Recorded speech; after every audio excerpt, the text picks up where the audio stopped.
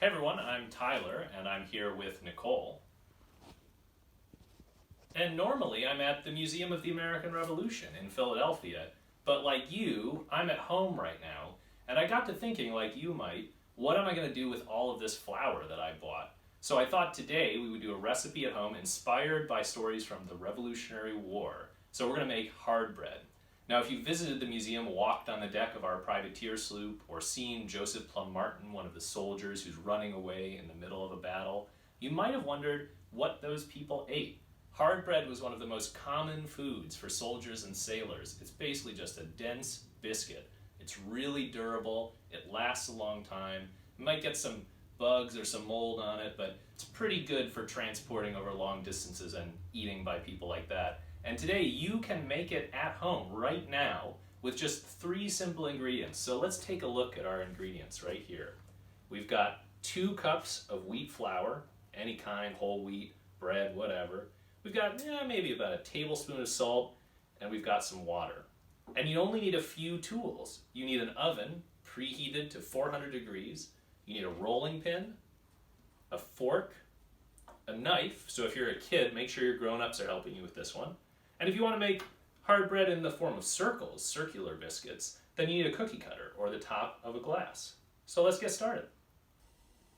All right, so this recipe is really easy to do with only 5 steps. First, you mix everything together.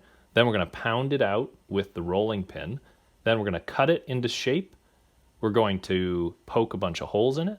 And then we're going to bake our hard bread. So step 1, we're going to mix our 2 cups of flour with maybe about 2/3 of a cup of water. And you just kind of mix the right amount until you get something that feels about like Play-Doh. And if you want, and your hands are clean, you can just go to town on this with your hands, or you can use a spoon. We're going to add our tablespoonful of salt right before we mix it.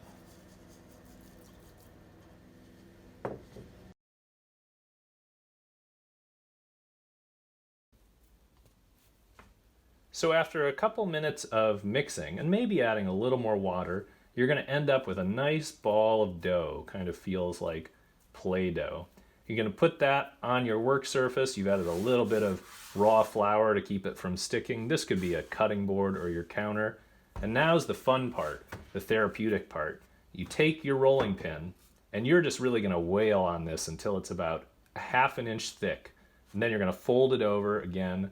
Do that 2 or 3 times in a row. Some people say this is to make it more dense. Some people say it's to make it softer. I don't really know why, but it's a lot of fun, so we're going to do it.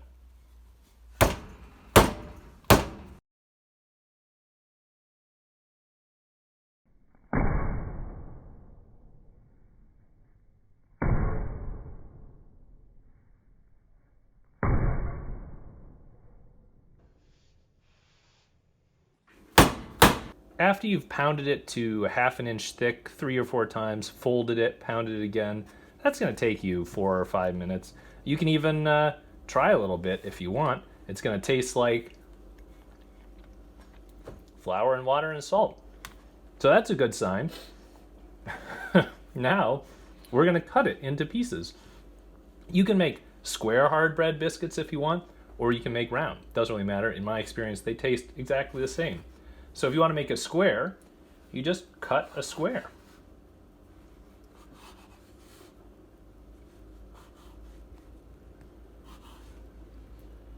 And if you want to make a circle, you can use a cookie cutter or a jar lid.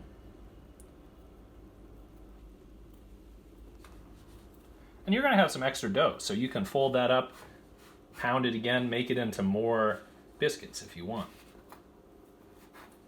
So now we've got 2 biscuits.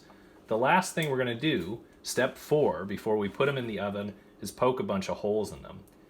And this is going to allow the hot air in the oven to get into the center of the biscuit, make sure it's cooked all the way through so that the outside and the inside cook at about the same speed.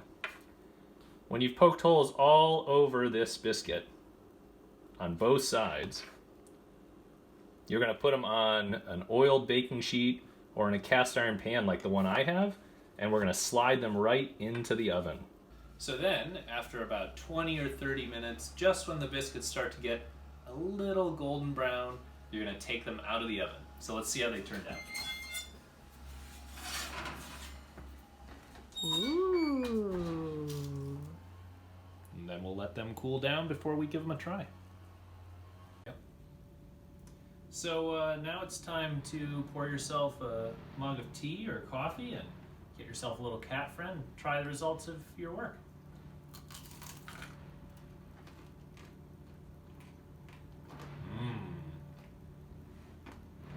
That's pretty good.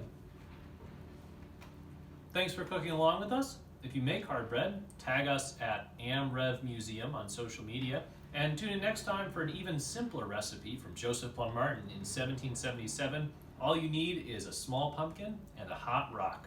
See you later.